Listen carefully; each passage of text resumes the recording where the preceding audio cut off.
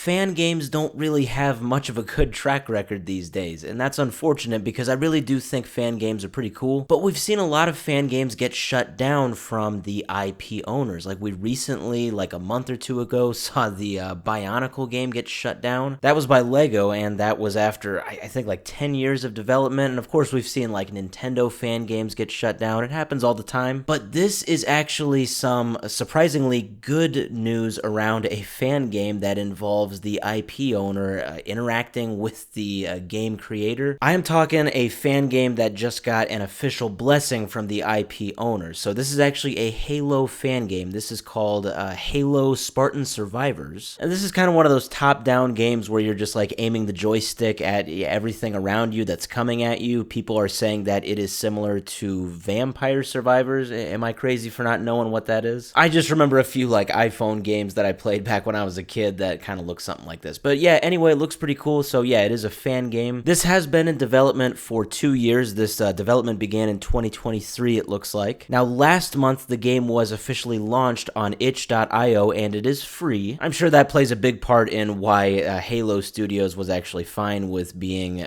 cool with this game. So yes, this was announced in a post yesterday. Sorry, it doesn't show the date in this screenshot here, but this was yesterday, June 24th. This is from the game creator, so it says, Halo Studios reached out to us, and we have their blessing to keep moving forward with the game. I think that's kind of funny the way they worded that because, I mean, yeah, these days, I guess it's always up in the air if your fan game is going to get shut down at the last second. So they say, thank you for the support and appreciation. This will not be forgotten. And then they do show this picture as well with a quote from a representative of Halo Studios. So this quote says, really love to see the passion you and your team have poured into this experience. It really is fun, and we look forward to getting further in our playthrough and unlocking more stuff. So yeah, it looks like Halo Studios actually did get their hands on this project, and they got to test it out themselves. Now, it does look like this game, as I said, has already been on itch.io, and it is going to release on Steam next month in July, and then it is going to launch on Xbox later in the summer. Looks like PS5 was ruled out due to them not having access to the dev kits, but there is one catch that Microsoft wanted to put in here before giving the studio their blessing, and I think this is kind of an obvious and reasonable directive to make to this studio. I don't think it's that crazy. So this post does say, to make sure the game will always stay compliant, they requested us to add a minor update to the legal disclaimer in the game's credits and the store pages. This will be available in our next update, and we want to thank Halo Studios and Microsoft for their real sympathy toward us. So essentially, Halo Studios and Microsoft, they are saying, hey, you can have this project, greenlit, you can totally move forward. You just need to make it very obvious. You need to state it,